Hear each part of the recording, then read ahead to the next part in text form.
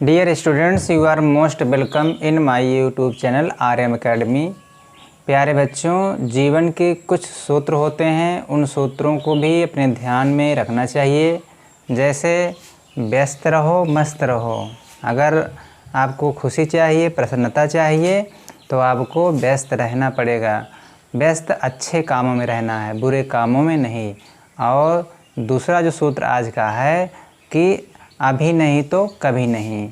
हमने बताया कि अभी नहीं तो कभी नहीं, अर्थात अगर अभी तुम कुछ न कर पाए तो बाद में कुछ नहीं कर पाओगे। तो दो सूत्र आप याद रखिएगा, व्यस्त रहो मस्त रहो, और दूसरा सूत्र है अभी नहीं तो कभी नहीं। अब जो है, अब हम गणित में पढ़ते हैं आगे। पिछली वीडियो में हमने जहाँ से छोड़ा था वहीं से स्टार्ट करते हैं। आपके देखिए बोर्ड में दो प्रश्न आपके लिखे होंगे, इनको हम हल करते हैं। दिया है कि यदि HCF 225 60 का 225 गुणे 5 - 10x, तो x का मान ज्ञात करना है। तो ये आपका HCF दिया गया है। ये 225 × 5 - 10x, ये आपका HCF है किसका? 225 और 60 का। अगर हम इसका HCF निकालें तो 15 प्राप्त होगा। कैसे प्राप्त होगा? चाहे डिवीजन मेथड से कर लीजिए और चाहे आप कर लीजिए फैक्टराइजेशन मेथड से।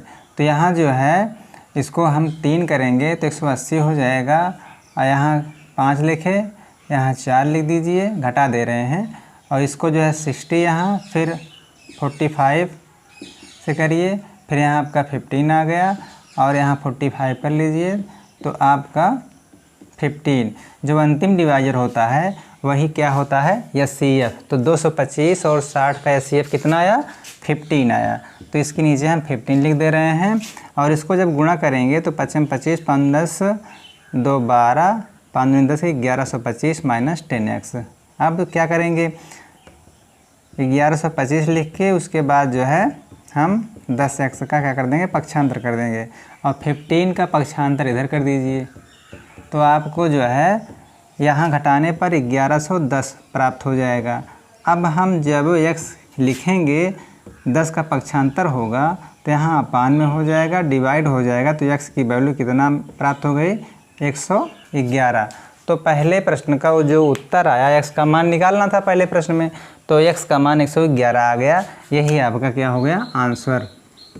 अब चलते हैं नेक्स्ट क्वेश्चन की तरफ, दूसरे प्रश्न की तरफ चलते हैं। दूसरा प्रश्न आपका है कि 18 और 117 सेम क्वेश्चन है, सेम मेथड पर लगेगा। जो मेथड पहले क्वेश्चन में अप्लाई किया था वही मेथड यहाँ भी अप्लाई करना होगा। तो यहाँ जो है आपका HCF 18 और 117 का HCF निकालना है। और इसको 18m - 117 मतलब 18m - 117 लिख देना है। 18 और 117 का HCF निकाल लीजिए तो यहाँ 9 प्राप्त होगा, 9 होगा इसका। इन दोनों का HCF कितना होगा? 9। तो यहाँ 18m - 117, फिर इसको हम पक्षांतर कर देंगे 117 का, तो यहाँ प्लस हो जाएगा 18m। इसको आप जोड़ेंगे तो 126 प्राप्त होगा, 18m। तो 18m बराबर 126 या 18m = 126।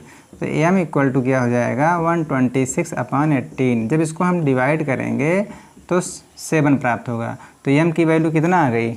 7। अब इसमें ये भी निकालना है कि साथ ही 18 और 17 का LCM ज्ञात कीजिए। हम जानते हैं कि अगर दो संख्याएं हैं तो उनको गुणा करें तो गुणनफल जो प्राप्त होता है वो HCF और LCM के बराबर होता है। इसका मतलब है अगर हम इसको फार्मूले पे लिखें तो HCF × LCM = दोनों संख्याएं, जो दोनों संख्याएं हैं उनका गुणनफल।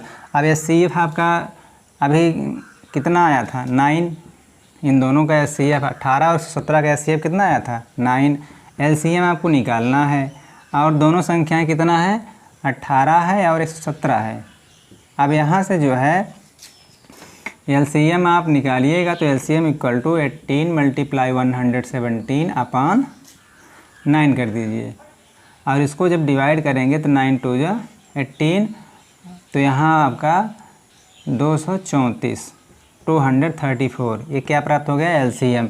तो पहले प्रश्न में x का मान जो आया था आपका, और x का मान निकाला था, और दूसरे सवाल में m का मान भी निकालना था और 18 और 117 का एलसीएम भी निकालना था। तो हमने जो है एचसीएफ निकाला कितना, m का मान कितना निकाला? 7, और जो है एलसीएम निकाला आपका 234। तो इस तरह से हमने आपको बोर्ड पर 2 प्रश्न लिखकर समझा दिए। अब जो है अगला प्रश्न हम बुक से पढ़ते हैं और आपको समझाते हैं। जो अगला प्रश्न है इसमें क्लास 10th की बुक में ये है कि जांच कीजिए क्या किसी प्राकृतिक संख्या n के लिए संख्या 6 टू द पावर n अंक 0 पर समाप्त हो सकती है।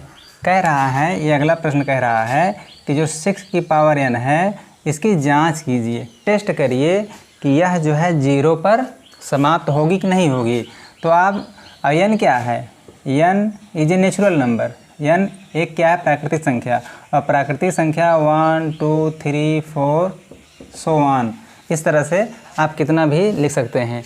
तो अगर आप चेक करें तो 6 को, अगर 6 की पावर 1 है 6 ही आएगी। अगर 6 पावर 2 कर दें तो 6 × 6 36 आ गई।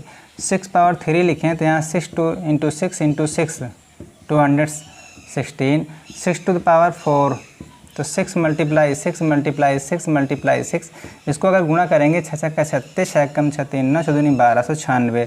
तो आप देख रहे हैं कि यहाँ इकाई के स्थान पर क्या आ रहा है? 6 आ रहा है। तो 6 को चाहे जितनी बार गुणा करेंगे क्या प्राप्त होगा? 6। इसका मतलब है कि इसके इकाई के अंक में 0 नहीं आ रहा है। तो हम जांच करके पाए, आपने जांच किया कि 6 की पावर अगर n है, n एक प्राकृतिक संख्या है, तो इसके स्थान पे 6 प्राप्त होगा, ना कि 0 प्राप्त होगा।